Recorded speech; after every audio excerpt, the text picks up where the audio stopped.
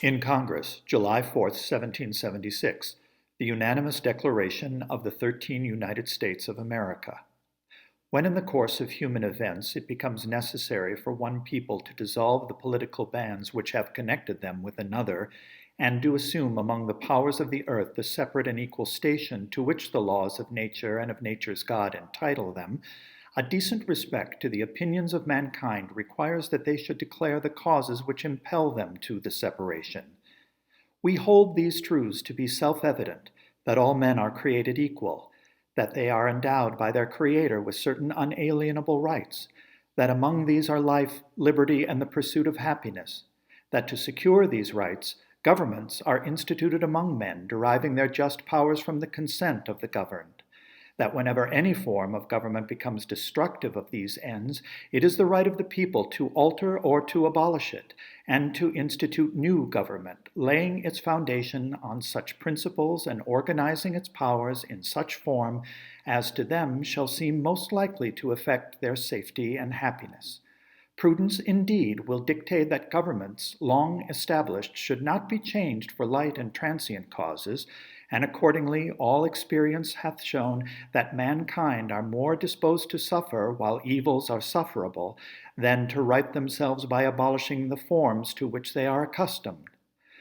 But when a long train of abuses and usurpations, pursuing invariably the same object, evinces a design to reduce them under absolute despotism, it is their right, it is their duty to throw off such government and to provide new guards for their future security. Such has been the patient sufferance of these colonies, and such is now the necessity which constrains them to alter their former systems of government. The history of the present King of Great Britain is a history of repeated injuries and usurpations, all having in direct object the establishment of an absolute tyranny over these states. To prove this, let facts be submitted to a candid world. He has refused his assent to laws, the most wholesome and necessary for the public good. He has forbidden his governors to pass laws of immediate and pressing importance, unless suspended in their operation till his assent should be obtained. And when so suspended, he has utterly neglected to attend to them.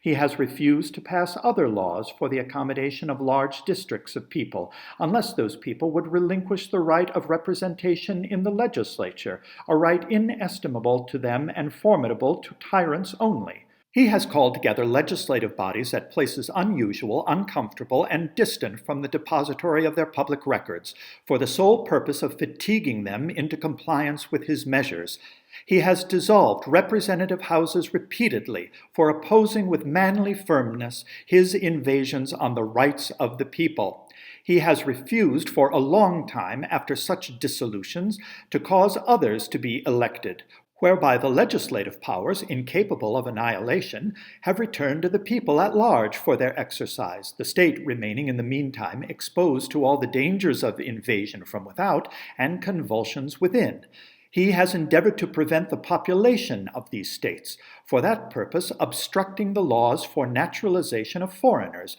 refusing to pass others to encourage their migrations hither, and raising the conditions of new appropriations of lands. He has obstructed the administration of justice by refusing his assent to laws establishing judiciary powers. He has made judges dependent on his will alone for the tenure of their offices and the amount and payment of their salaries. He has erected a multitude of new offices and sent hither swarms of officers to harass our people and eat out their substance. He has kept among us in times of peace standing armies without the consent of our legislatures. He has effected to render the military independent of and superior to the civil power. He has combined with others to subject us to a jurisdiction foreign to our Constitution and unacknowledged by our laws, giving his assent to their acts of pretended legislation, for quartering large bodies of armed troops among us, for protecting them by a mock trial,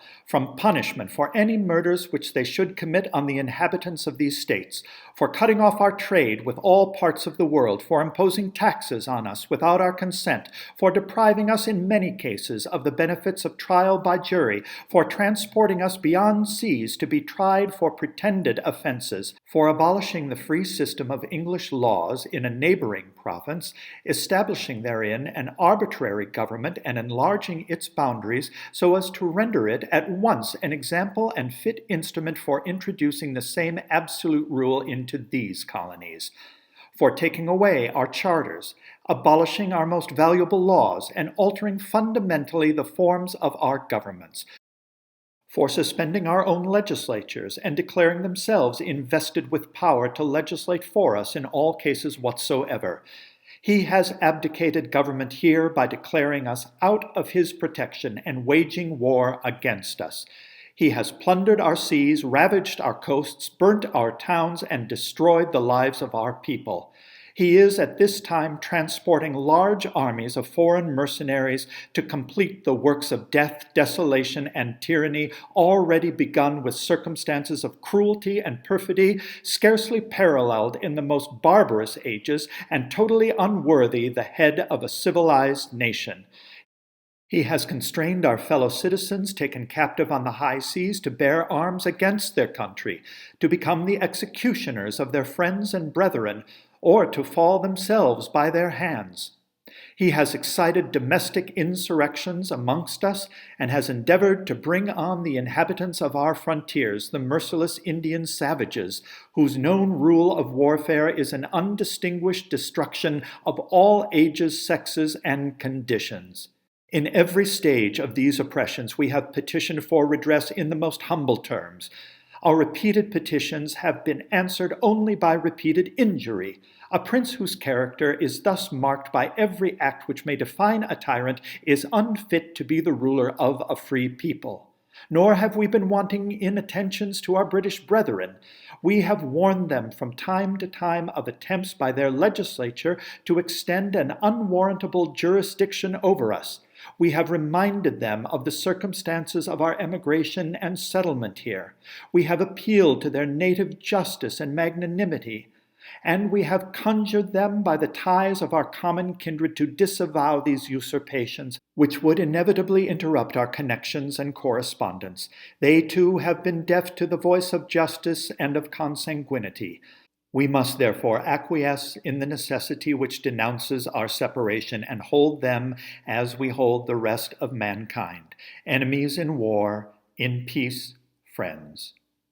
We, therefore, the representatives of the United States of America in General Congress assembled, appealing to the Supreme Judge of the world for the rectitude of our intentions, do, in the name and by authority of the good people of these colonies, solemnly publish and declare that these united colonies are, and of right ought to be, free and independent states, that they are absolved from all allegiance to the British Crown, and that all political connection between them and the state of Great Britain is and ought to be totally dissolved, and that as free and independent states, they have full power to levy war, conclude peace, contract alliances, establish commerce, and to do all other acts and things which independent states may of right do. And for the support of this declaration, with a firm reliance on the protection of divine providence, we mutually pledge to each other our lives, our fortunes, and our sacred honor.